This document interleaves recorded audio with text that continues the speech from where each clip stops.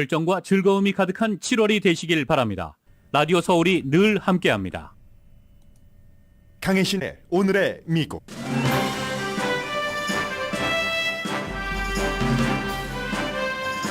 워싱턴 DC 대배심은 오늘부터 트럼프 전 대통령 기소 여부를 결정하기 위해 소집됐습니다. 트럼프 전 대통령 보좌관이 증인으로 참석합니다.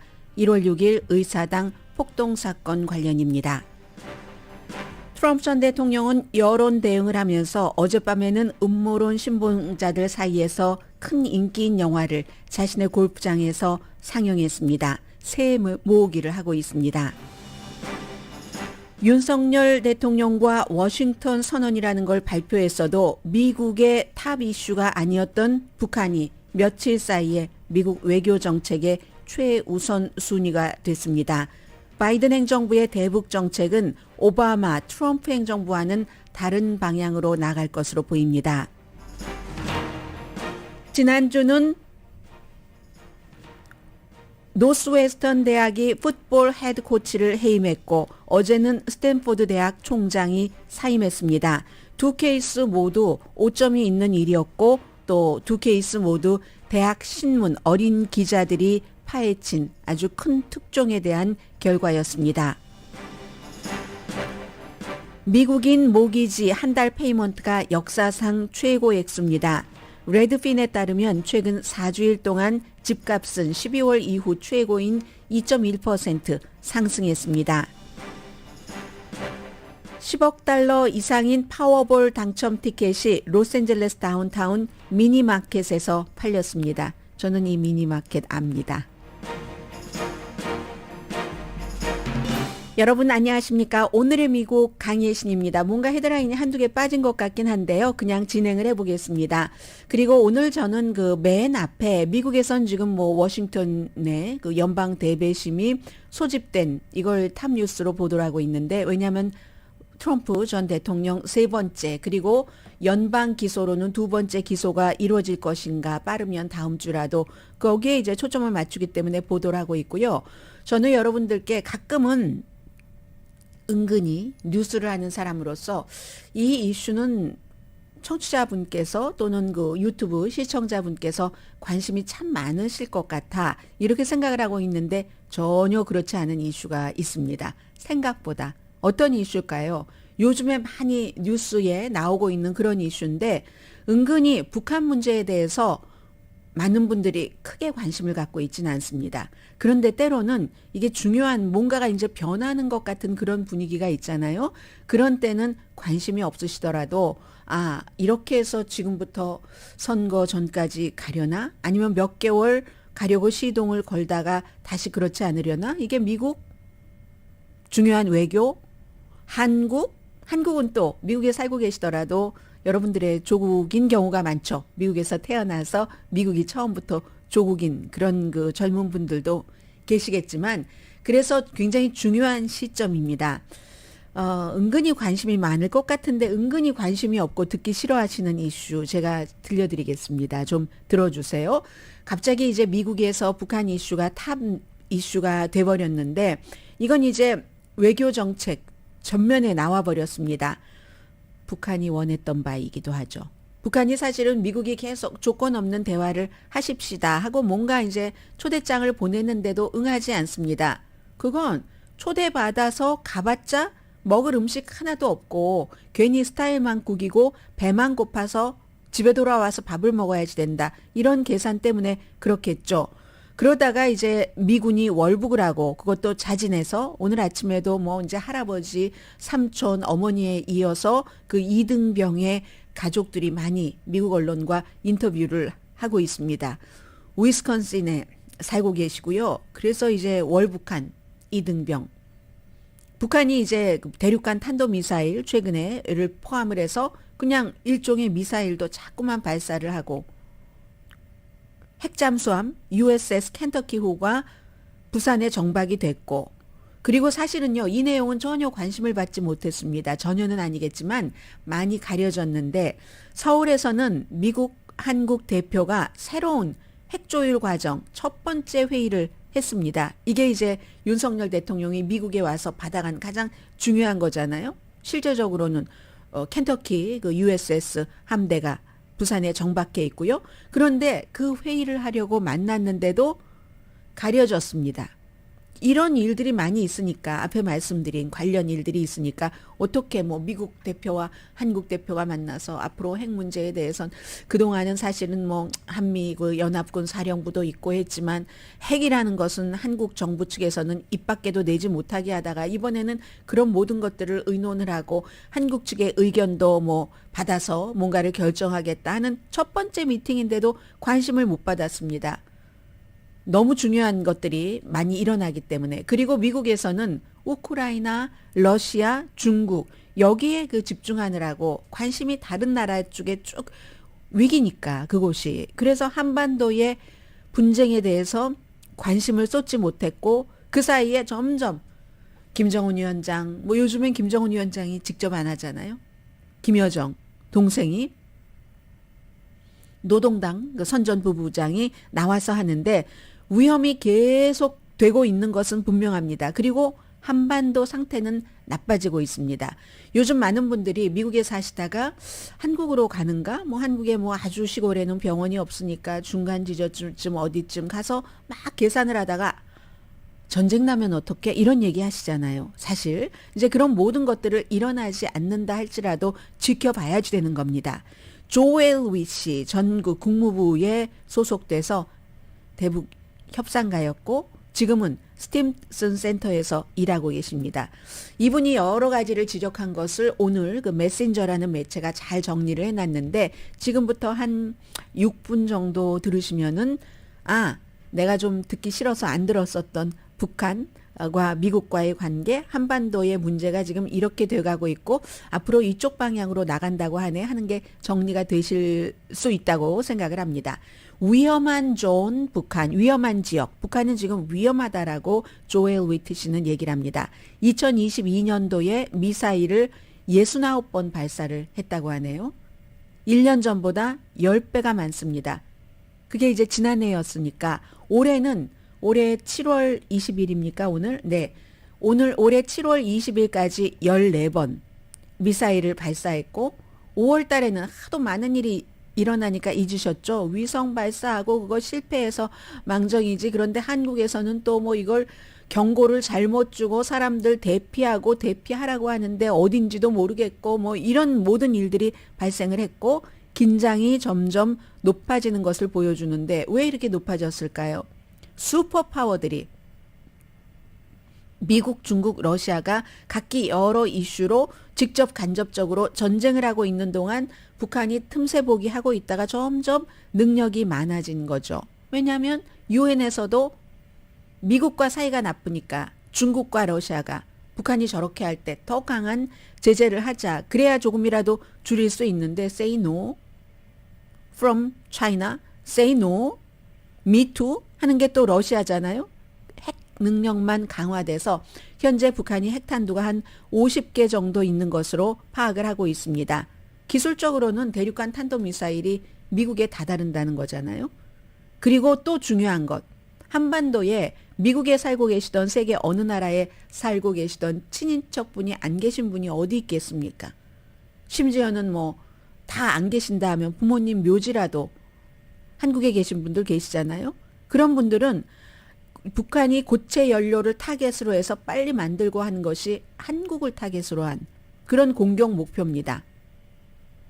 사람이 없는 무인 수중 드론, 아주 깊은 바닷가에 그 깊은 바닷속에서 하는 수중 드론도 개발하고 있고 미국 정보국은 이제 북한이 2017년 이후에 안 해온 지난해부터 뭐 할 거야 뭐 선거철에 임박해서 할 거야 하고 안 해온 핵실험을 할 것이다. 핵탄두 실은 그렇게 지금 보고 있고요. 뿐만이 아니라 그럼 돈을 어디서 가지고 오는가? 뭐 암호화폐라든가 사이버 범죄를 많이 저지르잖아요. 핵 프로그램을 마련을 하고 있습니다. 그리고 북한이 러시아에 탄약을 판매하는 것은 꼭 러시아와 우리가 동맹이다 하기 때문에 이유는 아닙니다. 팔고 돈 받는 거죠.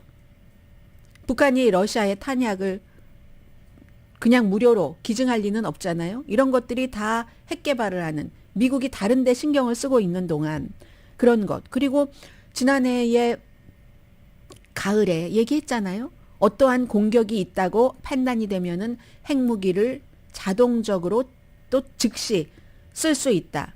이런 어떠한 위협이라고 얘기하는 게 한국이 그 당시에 경고를 했었던 뭐 김정은 자신에 대한 공격 시나리오 이런 것이 될지도 모릅니다. 근데 항상 이런 일에는 그렇지 않은데도 그렇다고 오버액션해서 판단을 잘못해서 뭔가 단추를 누를 수도 있고 뭐 국지전으로 갈 수도 있고 한다는 거잖아요. 지금 이 정도로 한반도가 비상사태인 거고요. 그리고 김여정의 미국에 대한 뭐 이거 보복할 거야 하는 아주 험한 발언들 국내적으로 어려움이 많죠. 식량도 부족하고 그리고 불안정하고 여러 가지로 지난 몇 년 동안 계속 그래왔고 팬데믹 이후에 그런 것. 이게 이제 북한의 위험한 존입니다. 조엘 위트시라는 미국의 북한 문제 전문가가 얘기를 하는. 바이든은 그럼 어떻게 할 것인가? 바이든은 중도라고 미들웨이라고 얘기를 하고 있거든요. 이 미들웨이라는 것은 버락 오바마 전 대통령에 비해서 트럼프 전 대통령에 비해서 오바마가 간 길도 안 가고 나는 트럼프가 간 길도 안 가겠다. 오바마가 간 길은 전략적인 인내라고 해서 외교 경제적으로 북한을 고립시킬 때까지 고립을 시켜요. 그런데 확 터지지는 않도록 도발하지는 않도록 딱 그 정도까지만 하는 게 이제 바이든의 대북 정책이었고 그에 비해서 트럼프 전 대통령은 뭐 화염과 분노 처음엔 이렇게 시작을 했죠.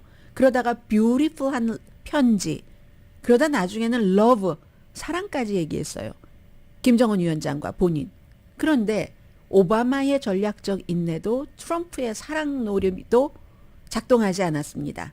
두 행정부에 거쳐서 8년, 12년에 거쳐서 북한의 핵무기에 대해서 그래서 바이든 행정부가 하는 일이 여러 가지 헤드라인으로 많이 나오고 있습니다만 그 한반도의 북한의 비핵화에 대해서 all or nothing, all or nothing 협상이 아니다. all or nothing 협상이라기보다 합의, all or nothing agreement가 아니다.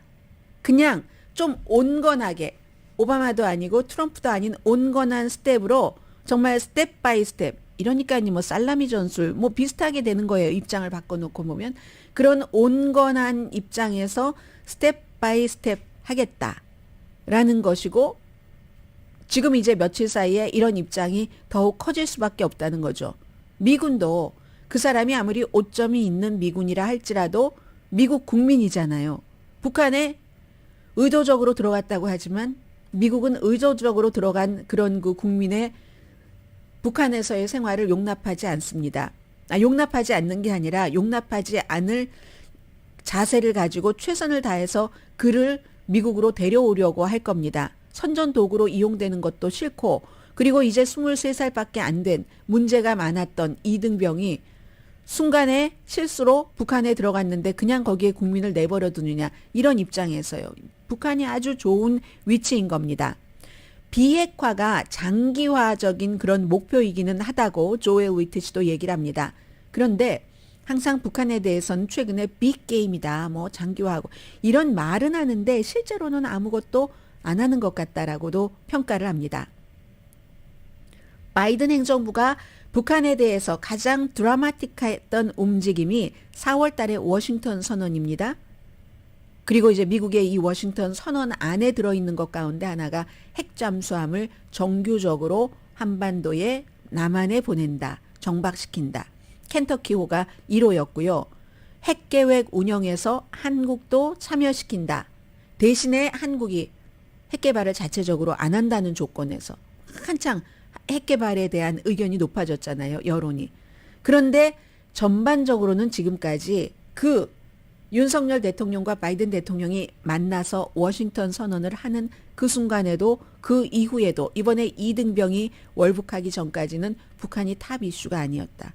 그런데 지금은 적어도 우크라이나 사태만큼은 아니겠지만 굉장히 탑으로 올라올 수밖에 없다는 거죠. 할 일이 많아서 뒤로 미뤄뒀는데 이것도 해야지 되겠네. 그래서 이번 주 이후에는 분명히 바뀔 것이라고 예상을 합니다. 그렇다고 지금까지 뭐 미군이 갔었던 적도 있고 일반인이 관광 갔다가 억류됐었던 적도 있고 재판받아서 뭐 15년 뭐 노동교화령 같은 거 받은 적도 있고 했는데 그때마다 대체로 고위급이 가서 그분들을 데려왔습니다. 세 분을 최근에 트럼프 행정부에서 마이크 폼페오 국무장관이 가서 데리고 올 때도 뭐 기독교와 연관된 그런 분들, 그때도 마이크 폼페오 국무장관이었고 트럼프 전 대통령이 직접 나갔잖아요. 새벽에 멜라니아 트럼프 와이프와 함께 해서 뭐 김동철 씨, 토니 김 씨, 또 한 분 어떤 분이죠? 그분 있었고, 그 전에 제일 유명한 케이스는 빌 클린턴 전 대통령. 알고 전 대통령이 만들었었던 커런 TV든가요? 그런 그 매체에 취재를 하기 위해서 중국계, 미국에서 one of the famous한 그 로라링 배우와 유나리, 그 한인, 이 두 사람을 그 당시에 이제 그 빌 클린턴 전 대통령이 데리러 갔었잖아요.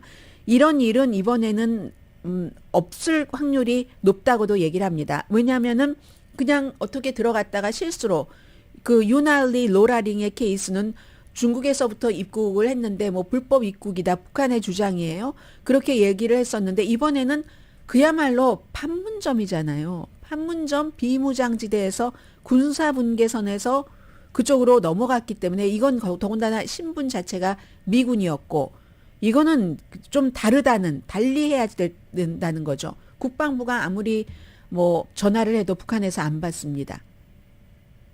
유엔에 접촉을 해도 아직은 별 답변이 없습니다. 미국과 북한이 외교적인 그 관계가 없기 때문에 스웨덴을 통해도 답변이 없습니다. 어쩌면 CNN 방송에 윌 리플리 기자가 얘기를 한 것처럼 코비드 때문에 격리 중이고 아직 신문을 제대로 하지 못했으니까 신문을 하고 나서 북한은 급할 게 없죠. 미국이 급한 거지. 그래서 그러는지도 모르겠습니다. 아무튼 모든 접촉 시도가 다 지금까지는 실패했습니다. 그리고 지금부터는 북한 이슈가 뒷전이 아닐 것이다 하는 게 이제 조엘 위트 씨의 얘기고요. 트라비스 킹이라는 23살의 이등병은 오늘 이제 미국에서는 계속 그 뉴스가, 새로운 뉴스가 조금씩 나오고 있는데, 부모 또 그 할아버지, 엉클 전부 나와서 아마 미국에 와서 처해질 법적 문제 같은 것에 압도당했을 것이다. 아직 어리니까 제정신이었으면 자진월북을 하겠는가. 할아버지가 하신 얘기예요. 칼 게이츠 씨가 AP통신과 인터뷰에서. 그리고 이 할아버지는 우리 손주는 착하다. 다른 사람 해치는 일을 안 한다. 이렇게 하는데 한국에서는 했는데요. 뭐 나이트클럽에서 사람도 때리고 경찰이 오면 경찰차 막 발로 뻥뻥 차기도 하고, 그래서 이제 2달 동안에 수감이 돼 있었고, 풀려나고 나서 이제 기획을 했겠죠. 이제 미국에서 신사적으로 정말 저도 어제 말씀드린 것처럼 아니 이렇게 사람을 송환을 하나 싶을 정도였는데, 그 앞에까지만, 게이트 앞에까지 데려다 주고, 그리고는 바이하고는 에스코트 하던 사람은 가고, 이 사람은 뭐 여권 잃어버렸다 뭐 이렇게 하고는 나와서 미리 다 계획을 한 거잖아요. 예정을 하고 그 투어 거기에 이제 다 예정을 하고는 바로 가서 다음날 가서 투어를 하다가 갔으니까 이건 정말로 계획하고 의도하고 간 거죠. 할아버지는 어머 우리 아이가 너무 착하고 순진해서 어떻게 다른 사람도 해치지 않는데 자신을 해치는, 그럴 수가 있겠어? 그러면서 이제 가족은 이런 얘기도 합니다. 7살짜리 사촌이 희귀병으로 2월 달에 숨졌답니다. 그에 대한 이 충격도 트라비스 킹 이등병이 있었다는 얘기거든요. 그런데 뭐 2년이나 육군에 복무하면서도 이등병밖에 안 된 것을 보면은 별로 그 프로모션을 강등된 건지도 모르죠. 1등병이었다가 그렇게 프로모션을 군 내부에서 할 만큼의 그 군대 생활을 제대로 못했다는 것도 보여주고, 그러니까 어머니도 미국에 와서 벌 받을 게 겁나서 그랬을 것이다. 더군다나 군대에서 불명예 제대를 할까봐, 불명예 제대하면은 불명예 제대한 것뿐만이 아니라 여러 가지 또 나중에 혜택을 받지 못하는 것이 있잖아요. 그래서 그렇다라고 얘기들도 아무튼 하고 있습니다. 그래서 신문을 북한에서 하고 나서 미국과 접촉을 할 때 어떻게 될 것인가에 따라서 한반도 북한 문제, 대북 이슈도 미국도 속도도 달라지고 어떤 접근 방식도 달라질 수 있다. 온건해질 수밖에 없다. 이게 이제 미국의 전문가들이 보고 있는 점입니다.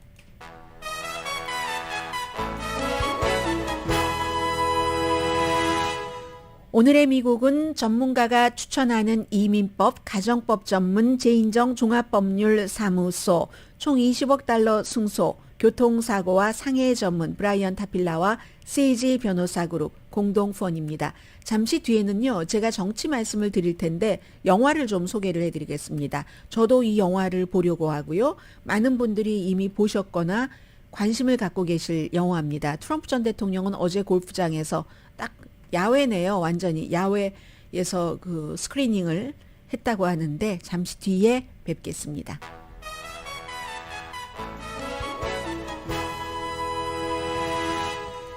라디오 서울 방송 오늘의 미국 듣고 계십니다. 네, 지금 이제 워싱턴에서 대배심들이 과연 1월 6일 의사당 폭동 사건 때 트럼프 전 대통령이 기소할 만한 일을 했는가, 여기에 대해서 이제 뭐 그럴 수도 있다 하는 내용의 편지를, 타겟 레터를 트럼프 전 대통령에게 일요일 밤에 보내면서 대배심에 나와서 본인의 주장을 얘기해라 하고 이제 나흘 말미를 줬다는 거잖아요. 트럼프 전 대통령 당연히 안 나오죠. 어제 뉴저지 골프장에 있기는 했는데, 그리고는 이 사법적인 일을 계속 그 여론몰이로 그 트럼프 전 대통령은 이걸 이렇게 해결을 하려고 합니다.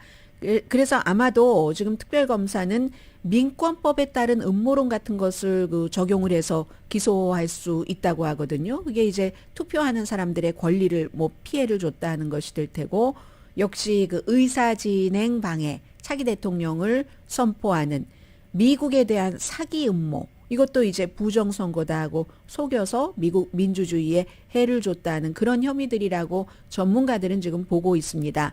트럼프 전 대통령은 공포적인 뉴스다, 이렇게 얘기를 하면서 뭐 늘 하는 얘기 반복해서 하고 있고, 그 반복해서 하는 말에도 트럼프 전 대통령의 지지자들은 열광하고 있습니다. 아마도 오늘 그 대배심에서는 윌리엄 러셀이라고 트럼프 전 대통령의 대통령 당시에는 스페셜 어시스턴트였고, 또 짐을 싸서 이제 그 마랄라고로 옮길 때 이때도 역시 트럼프 전 대통령을 도왔던 사람이 증언을 하는가 봅니다. 지금까지 뭐 사위라든가 많은 사람들이 그 증언을 했는데, 거기서 과연 트럼프 전 대통령이 본인이 선거에서 졌다는 것을 알고 있었는가, 아니면 정말 졌다고 믿지 않았는가, 이런 질문도 했다고 하고요. 하는데 이것뿐만이 아니라 또 하나가 남아 있는데, 제가 그때마다 그 타임을 그 기회를 잡지 못해서 여러분들께 전해드리지 못했습니다. 뭐 내용이야 전해드렸지만, 조지아주의 그 풀턴 카운티에서도 마찬가지 그 선거 결과를 방해하기 위한 그런 그 일을 트럼프 전 대통령이 대통령 당시에 여러 공화당 관계자들에게 전화를 걸고 압박을 하면서 했는가, 그거잖아요. 그게 이제 8월 달에 기소 여부가 결정이 된다고 하는데, 그 풀턴 카운티 할 때마다 저는 머릿속에 어떤 생각이 드냐면은, 그 조지아주에 살고 계시는 분들은 너무 잘 아시겠죠. 거기서 하원 의원을 했고, 그 전에는 뭐 유능한 변호사였습니다.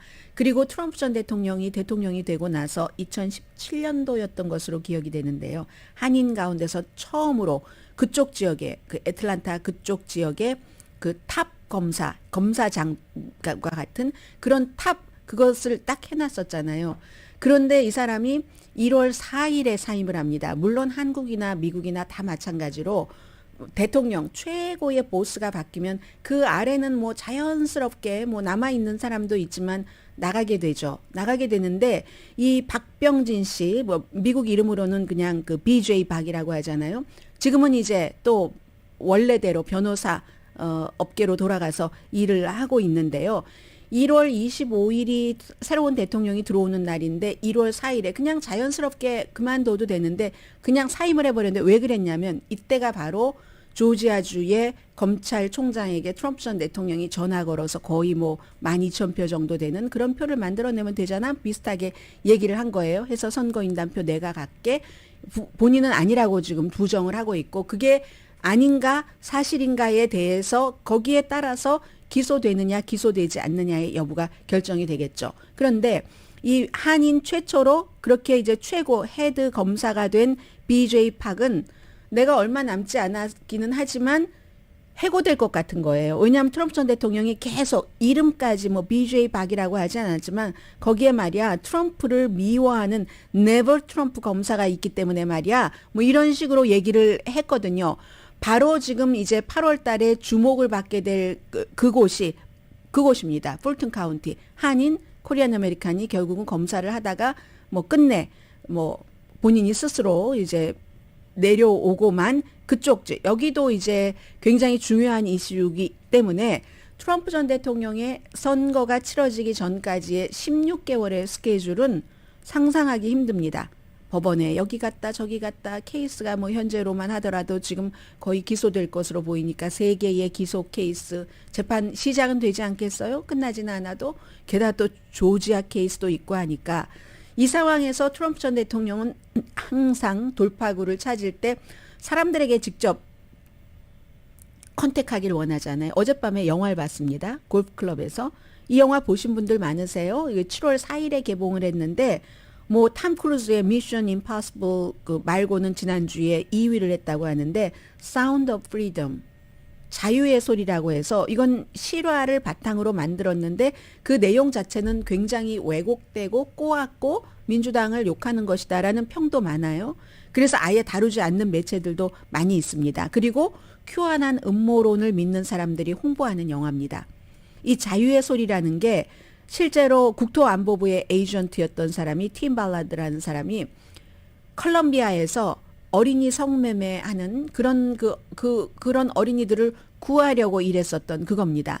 그런데 이게 그 묘하게 피자 게이트 잊지도 않았던 민주당이 어린아이들을 너무 좋아해서 워싱턴 DC의 피자 가게에 가서 뭐 어린아이들을 성매매했다? 막 이런 거 나온 것 있었잖아요. 그래서 실제로 피자 가게 막 피해보고 했었던 그런 주장을 했던 사람도 어제 이제 그 자리에 갔고 복음주의 공화당들에게는 굉장히 이 내용이 인기인 겁니다. 이걸 이제 민주당과 연결을 시켜서 뭐 인디아나 존스도 제쳤다고 하네요. 해서 큐아난을 언급하진 않지만 피자 게이트 이런 것 사실도 아닌 일 또 그리고 민주당은 사탄을 숭배한다 이런 음모론을 믿는 사람들 배우 자체가 뭐 큐아난 컨벤션에도 그 참석을 했었고요. 그리고 뭐 이 영화를 만든 프로듀서, 이 스토리 자체를 쓴 사람, 이제 그 팀 벨러드라는 사람은 트럼프 전 대통령에 의해서 인신매매 뭐 연방 자문을 했었던 사람이거든요. 그리고 본인이 뭐 반인신매매 그룹이라고 해서 설립도 했고 돈을 댄 제작자인 아우아르도 베라스테고 어제 다 그 대통령과 같이 영화를 봤습니다. 이 사람은 멕시칸 아메리칸인데 트럼프의 히스패닉 번영위원회에 자문을 했었고요. 트럼프 전 대통령도 막 비난을 합니다. 뭐 그 우파에서 비난을 하는 매체요. 뉴욕타임즈, 로스앤젤레스 타임즈, 헐리우드 리포터 뭐 리뷰조차도 거부했다. 왜냐하면은 적당한 사실을 섞어서 완전히 그 꼬아서 왜곡하기 때문에 롤링스톤스, 워싱턴 포스트, CNN, 가디언 조롱하고 그건 이제 이렇게 합니다. 어떻게 하냐면 그런 엘리트라고 자처하는 매체들이 이 영화 그 사운드 오브 프리덤이라는 영화를 너무 사실이 아니라면서 리뷰조차 안 하는 것은 그 영화를 보는 수많은 사람들을 조롱하는 거다. 엘리트가 니들 무식해서 그런 거 좋아하지 한다는 식이에요. 이렇게 반감을 조성을 하는 어제 이제 그런 얘기들도 했고요. 그러나 뭐 실제로 많은 그 매체에서는 이미지를 버니싱한다. 그러니까 막 태워서 다시 반짝반짝하게 원래 있기는 있었던 건데 그걸 이제 완전히 다르게 만들고 신화를 만들고 또 과장의 시리즈다. 발췌해서 해서 결국은 오해하고 왜곡한다. 이런 리뷰 뭐 바이스라든가 이런 데 많이 나왔던 리뷰예요. 실제로 이 영화를 만든 영화사 엔젤 스튜디오도 블로그에서 뭐 이를테면 이런 겁니다. 긴 글이었는데 그런 점이 뭐 없지 않아 있을 수도 있다고 인정을 하지 않을 수는 없으나 뭐 이런 식으로 복잡하게 얘기를 하고 그럼에도 불구하고 이 영화가 아동 인신매매 방법을 묘사하는데 창의적인 자유를 보였다는 점은 주목할 가치가 있다. 뭐 이런 거예요. 아동 인신매매가 있는 것은 사실이지만 이건 컬럼비아지만 미국에서 민주당들이 그렇게 한다 하는 것을 얘기하고 싶어 하는 겁니다. 그래서 이제 피자게이트 음모론자인 잭 포소비에크도 어저께 갔고요. 스티브 배넌 워룸이라는 팟캐스트를 운영하는 그리고 돈 많이 모아서 뭐 멕시코 벽삭했다고 하고 수백만 달러를 개인 용도로 썼다잖아요. 근데 워낙에 이 사람 부자예요. 돈도 많은 사람이 왜 그렇게 썼는지 모르겠어요. 그리고 트럼프 전 대통령의 부통령 후보가 되기를 간절히 열망하는 그 카리 레이크라는 그 애리조나주의 주지사 선거에 나갔다가 떨어진 팍스의 로컬 앵커였었던 사람요. 테드 크루즈는 영화에 대해서 와우 와우 와우를 3번이나 했어요. 팀 스캇 공화당의 예비선거 후보입니다. 사우스캐롤라이나가 지역구인 이 그 후보도 와우라고 얘기를 했고요. 자레드 쿠슈너, 이방카도 어제 그 자리에 있었다고 하더군요. 켈리안 코네이도 다시 슬슬 전에 트럼프 전 대통령과 멀리하는 것 같더니 켈리안 코네이가 대통령의 특별 자문으로서 그 남편 조지 그 코네이는 트럼프 전 대통령 떨어뜨리기 운동을 했고 링컨 프로젝트에서 그 사이에 또 청소년인 딸은 우리 엄마 아빠 이러고 막 또 뭐 트위터에 쓰고 그러다가 켈리안 코네이가 원래 여론조사를 하던 사람인데 트럼프 전 대통령 힘이 많을 땐 트럼프 전 대통령 옆에 있다가 어느 순간 힘이 빠졌던 적이 있잖아요. 그때는 살짝 뒤에 가 있었었거든요.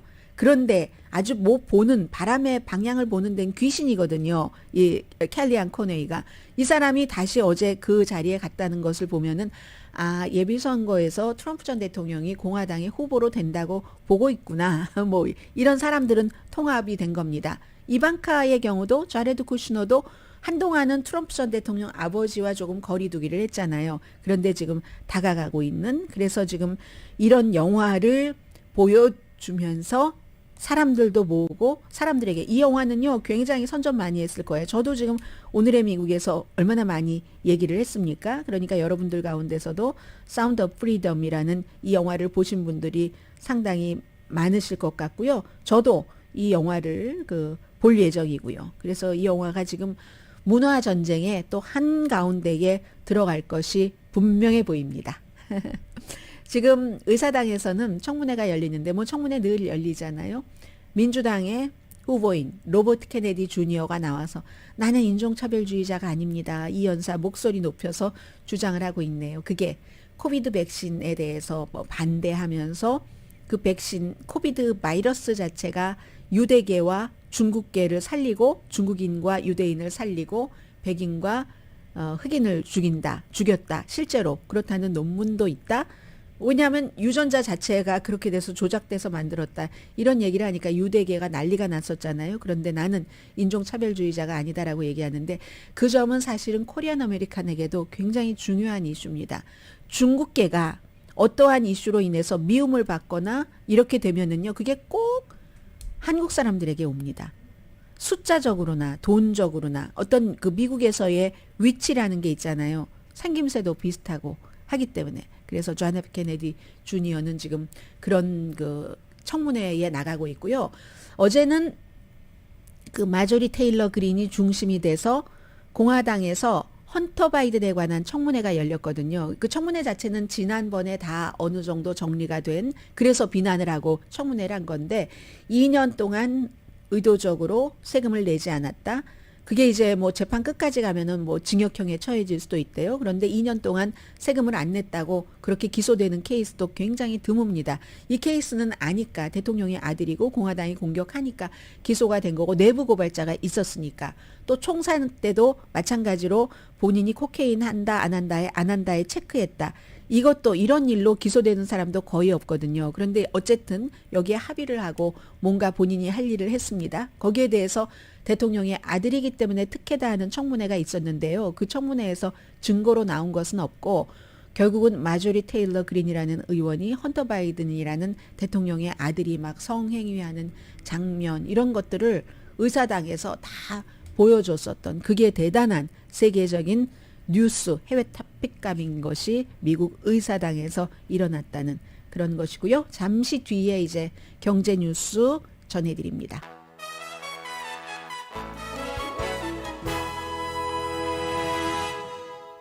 라디오 서울방송 오늘의 미국 듣고 계십니다. 네. 돈 얘기부터 말씀드릴까요? 네. 돈 얘기부터 말씀드릴게요.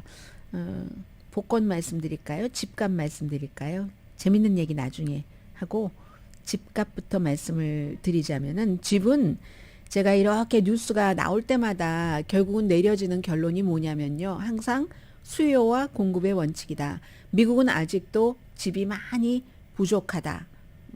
그런 결론을 내릴 수 있거든요. 그래서 집값이 계속 그 비싼 것을 유지를 할 수밖에 없는 거고 꼭 그 모기지 이자율 뭐 이런 것도 중요하지만 공급이 부족하다는 게 굉장히 미국의 주택 시장에서는 많은 것을 좌우하는구나. 말하자면 살 수 있는 가능성의 제일 큰 장애구나 하는 것을 느낍니다. 그러니까 내가 집을 사려고 하더라도 그리고 언젠간 사야지 하고 꿈을 꾸고 있다 할지라도 점점 예상되는 그 페이먼트 금액이 늘어날 수밖에 없습니다. 그러면 꿈을 포기하게 되잖아요. 집을 사서 좋은 점은 많죠. 기본적으로 무슨 뭐 안락감, 편안함 이런 것을 제외하고라도 어쨌든 뭐 세금도 낸다라고 하지만 그것을 가지고 여러 가지를 운영을 할 수가 있잖아요. 필요한 때는 뭐 예를 들어 재융자를 받아서 뭐 아이 학자금도 낸다던가 아니면 뭐 계속 어려운 시기에도 그 페이먼을 하면은 집값이 올라가니까 자동적으로 저축이 된다던가 그래서 저는 이제 젊은 사람들이 사회에 나와서 일을 하면서 어느 정도가 되면 어디 멀리라도 안정적이라면 렌트 주는 데 있어서 뭔가를 시작을 하는 게 좋다 이렇게 항상 생각을 하고 있는데 지금 레드핀의 그 보고서 레드핀 이제 다 아시죠? 여러분들 뭐 주택 지금 살 때 아니더라도 레드핀 이렇게 앱 해서 다 보시잖아요. 그 보고서에 따르면 7월 19일 어제네요. 어제로 끝난 4주일 동안 12월 이후에 가장 큰 폭으로 한 달 동안에 집값이 올라갔습니다. 2.1%가 올라갔네요. 예전에 뭐 많이 올라갈 때 비하면 정말 작지만 5개월 동안 두 번째 그 연속 가격이 올라간 것이고요. 그리고 그래서 일반 주택 뭐 평균값이 38만 2,500달러. 아직도 어디 가면 이것보다 싼 집도 많고 아예 어림도 없어요. 그 2배 줘도 로스앤젤레스는 집 없어요라고 얘기하는 곳도 많잖아요. 뭐 거의 7% 정도 되는 모기지 이자율까지 합쳐져서 보통 평균 그러면 집을 평균 정도 다운페이하고 산다 할 때 월 페이먼트가 2,656달러 사상 최고치랍니다. 밀와키 같은 경우는 뭐 1년 전에 비해서요. 뭐 한 12.2%가 상승했다고 하고 이게 따지고 들어가 보면 항상 재고가 없기 때문에 그렇다는 겁니다. 새 집이건 뭐 기존 주택이건 그 전국 부동산 협회의 로렌스 윤 코리안 아메리칸이죠. 이분 많이 그 인용들을 하는데 수석 이코노미스트입니다. 얘기했군요. 이 로렌스 윤 이분이 집을 팔려도 집이 부족하다 이렇게 얘기를 합니다. 6월 말로 주택 그 총 그 지금 남아 있는 그 재고가 108만 채밖에 안 된답니다. 미국에 한 700만 채 정도는 있어야지 된다고 하거든요. 그러니까 주택 판매도 줄어들 수밖에 없고 그런데도 주택 값은 계속 대부분의 지역에서는 강할 수밖에 없는 거죠. 6월 달에 전국 그 주택, 그 중간 주택 값이 6월 달에로서는 사상 최고치인 41만 4천 달러 뭐 이 정도 됐었는데 그래서 여전히 그 인기 있는 지역에서는 뭐 집 나왔다 하면은 여러 사람이 오퍼를 집어넣는답니다. 아직도 그런 일들이 계속되고 있다 하는 얘기입니다. 그러나 또 내려가는 곳도 있어요. 예를 들어서 어떤 곳이 내려갈까요? 내려가는 것에도 추락하는 것에도 어느 지점이 있고 올라가는 곳에도 어느 지점 그 한계라는 게 있잖아요. 이 최고점과 최저점의 한계가 있는데 많이 올랐던 지역이 내려가는 거죠. 많이 올랐던 지역이라고 하면은 우리가 지난 3년 동안은 팬데믹을 큰 축으로 놓고 생각을 해야지 되기 때문에 팬데믹 때 재택근무하느라고 사람들이 많이 옮겨갔었던 그런 곳 텍사스 어스틴이라든가 너무 많이 올랐기 때문에 그렇게 팬데믹 때 확 오른 한 20군데 도시에서는 지금 집값이 내려가고 있답니다. 파워볼이요. 참 파워볼 역사가 31년이래요. 그런데 이 31년 동안의 파워볼 액수로서는 세 번째, 전체 복권 액수로서는 여섯 번째, 한 10억 달러에서 10억 800만 달러 정도 된다고 하는데 어제 추첨됐는데요. 로스앤젤레스 다운타운에 있는 미니마켓에서 팔렸습니다. 저는 이 미니마켓을 어떻게 아느냐. 이 미니마켓은 로스앤젤레스 다운타운의 월스트리트는요. 다운타운으로 쭉 가다가 로스앤젤레스 스트리트이 있잖아요. 말하자면 올림픽으로 가시다가 로스앤젤레스 스트릿이 나오고 로스앤젤레스 스트릿 그다음에 이제 센티 뭐 이런 식으로 나오고 로스앤젤레스 스트릿과 샌페드로 전에 샌페드로는 넘어갔네요. 저쪽으로 동쪽으로 로스앤젤레스 스트릿에서 한 몇 블럭 더 가면은 월이라는 월 스트릿이 있습니다. 이 월 스트릿과 12가가 만나는 곳에 12가에서 약간 남쪽에 이 미니마켓이 있거든요. 이름이 라스 파미타스 미니마켓이라는 곳. 여기서 정말 미니마켓이에요. 여기 뭐 가면은 멕시칸 막 이런 글자도 써 있고 하거든요. 거기서 팔린 한 장이 10억 800만 달러 정도가 된다. 번호 말씀드릴까요? 왜냐하면 100만 달러짜리도 있고 200만 달러짜리도 있잖아요. 7, 10, 11, 13, 24, 파워볼 24. 한 번 더 7, 10, 11, 13, 24, 파워볼 24. 이 정도 되면 대강은 이제 아실 테고 나중에 맞춰보시면 될 테고요. 파워볼이 45개 주에서 워싱턴 DC와 또 버진 아일랜드 그 푸에르토리코 포함해서 이렇게 하고 있는데요. 100만 달러짜리가 36장이네요. 캘리포니아에서 7장 팔렸고 200만 달러짜리는 3장인데 플로리다, 펜실베니아, 로드 아일랜드. 확률이요. 2억 9,220만 분의 1입니다. 그런데 항상 이럴 때 같이 따라가는 얘기가 있잖아요. 그런데 어떻게 내가 맞은 사람이 있잖아요. 4월달 이후에는 한 번도 안 맞았는데 그리하여 제가 끈기를 말씀드리는 것인데요. 38번째인 어제 드디어 이제 당첨이 나온 겁니다. 뭐 그 정도로 운이 좋지 않더라도 뭐 말씀드린 것처럼 100만 달러짜리도 있고 200만 달러짜리도 있고 뭐 제가 지금 얘기하는 건 아니지만 사실하고 메가밀리언스 잭팟에 당첨될 기회는 여전히 있네요. 지금 7억 2천만 달러로 추정된다고 하고 메가밀리언 역사상 가장 큰 그런 액수 중 하나라고 하는데 금요일 내일 동부 시간으로 11시니까 8시에 추첨을 한다고 하네요. 뭐 그냥 재밌자고 드린 말씀이고 왜냐하면 정겨워서요. 그 주변이 전부 보면은 꽃시장이 있고 월스트리트과 8가 이쪽에 샌페드로 쪽까지 쫙 뻗어서 꽃시장이 있고 또 이쪽 메이플은 그 바로 그 옆에 뭐 월스트리트에서 한 뭐 몇 블럭 동쪽인 메이플에 가면은 별 얘기 다 드리네요. 무슨 뭐 리본 플라워도 팔고 무슨 비드 같은 거 가끔 제가 귀걸이에다가 비드 같은 거 다는 것 있거든요. 스왈로브스키 돌 같은 거 거기에 가면 봉지에 몇 불 안 되고 팔거든요. 그런 저와 가까운 곳이라서 가깝게 느껴져서 말씀드렸고 무엇보다도 그 스토어가 아주 작아요. 어떤 분이 운영하시는지는 모르지만 그분께도 행운이겠구나 이런 느낌이 들어서 말씀드렸습니다. 잠시 뒤에 스탠포드 얘기 좀 드리죠.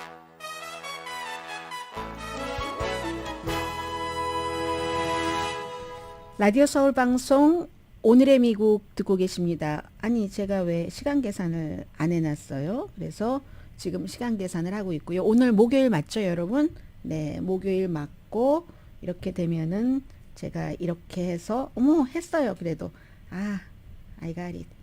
I did it. 네 시간 계산은 했고요. 마지막 아이템이 될 것 같은데요. 지금 두 가지 케이스 그리고 젊은이들이 얼마나 치열한가 하는 것, 그리고 그 젊은이의 치열함에는 어떤 백그라운드가 있었는가 하는 것까지 전해드릴 수 있을 것 같은데요. 어제 아침에 이제 웨슬리언 대학교에서 더 이상은 그동안도 뭐 크게 학교에 입학에 뭐 대세의 지장이 없었고 레가시 입학을 멈추겠다 이렇게 발표를 했었는데 그리고 나서 방송 끝나고 나니까 스탠포드 대학교 총장이 사임한다고 발표를 했다는 얘기가 나오는 겁니다. 이 스탠포드 대학교 총장이 캐나디안 아메리칸 신경과학자잖아요. 마크 테시어 라빈. 이 총장이 11대고 저는 11대밖에 안 되나 이렇게 생각을 했어요. 역사가 긴데 UC 샌프란시스코에서 교수였고 락커펠러 그런 대학교의 총장도 지냈는데 이분이 사임을 하게 된 이유는 그동안 몇 년 동안 문제가 많았는데도 이렇게 저렇게 넘어갔었는데 결국은 학생들이 이걸 찾아내대요. 학교 신문이 스탠포드 그 학교 신문의 기자가 스탠포드 데일리 기자가 철저하게 파헤쳐서 한 30년 전 뭐 이때 여러 논문이 있지만 이분이 저자나 공저자로 돼 있는 그런 논문에서 기록을 데이터를 조작하거나 데이터를 수정하거나 데이터에 결함이 있다는 것을 알고도 그냥 넘어갔었다는, 그러니까 데이터 위조라는 거예요. 그것도 수십 년 전의 일이거든요. 특히 이제 2009년도 이게 중요한 것 같습니다. 알츠하이머 연구에서도 잘못된 데이터를 본인이 발견하고도 이걸 속였다는 거예요. 은폐했다는 겁니다. 말하자면 이 학생 신문에 보니까 샘플의 순도가 틀리다. 그런 사람이 대학교의 총장을 할 자격이 있는가 하는 거거든요. 63살밖에 안 됐거든요. 그래서 일단 뭐 당장 사임을 하고 학교 신문에서 이렇게 얘기하니까 학생들이 존경심이 없어진 거죠. 우리의 헤드에 대해서. 그래서 9월 1일부터 당장 뭐 새로운 총장을 모시고 올 때까지 유럽학 교수랍니다. 리처드 셀러 임시 총장으로 합니다. 또 노스웨스턴 유니버시티에서는 지난주에 있었던 일이잖아요. 풋볼 코치, 그것도 이제 헤드 코치를 해고했는데 처음에는 해고하지 않았었어요. 이것도 학교 신문이 열심히 일을 해서 그런 건데 팻 피처럴드라는 헤드 코치가 노스웨스턴의 그 데일리 노스웨스턴 뉴스페이퍼에 나왔습니다. 선수들이 특히 이제 신참 선수들 뭐 신고식 이런 것 있잖아요. 괴롭힘 아주 이런 걸 일상적으로 했답니다. 그게 막 옷을 다 벗으라고 한다던가 성행위를 하라고 한다던가 이런 일이 있고 나서 이제 학교 신문에서 보도를 했어요. 그랬는데도 학교에서도 이 풋볼 헤드 코치가 유능한가 보죠. 2주일 정직시켰습니다. 그러자 여기서 끝이 아닙니다. 뭐 학교 신문의 뭐 편집장이나 기자들도 다 계산을 했겠죠. 그게 아니라요. 인종차별도 말도 못합니다. 하니까 결국은 해고할 수밖에 없었습니다.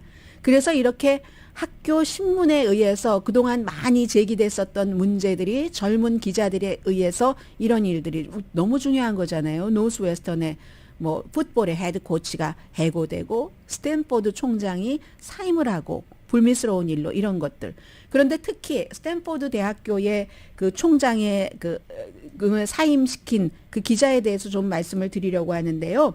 도와주시는 분부터 불러드리자면은 전문가가 추천하는 이민법 가정법 전문 재인정 종합법률 사무소 총 20억 달러 승소 교통사고와 상해 전문 브라이언 타필라와 CG 변호사 그룹 공동펀이었습니다. 10시에 좋은 아침 좋은 하루 방송됩니다. 18살밖에 안 된 기자거든요. 그 기자가 베이커라는 기자인데 기자의 아빠는 뉴욕타임즈의 백악관 출입기자 여러 명인데 그 가운데서도 헤드. 엄마는 뉴요커라는 그 좋은 잡지의 그 라이터이거든요. 수잔 글래서라는 엄마 아빠 아래서 보고 자란 것도 있고 뭐 이런 그래서 참 그 가정에서 어떻게 보면은 어렸을 때부터 자산을 갖고 있는 사람들이 뭐 좋은 학교에 들어가고 글도 용기 있게 쓸 수 있는 이런 그 환경이 참 좋은 것 같아요. 이럴 때마다 그런 환경이 아닌 사람들을 생각하게 됩니다. 저 같은 보통 사람 강혜신이었습니다.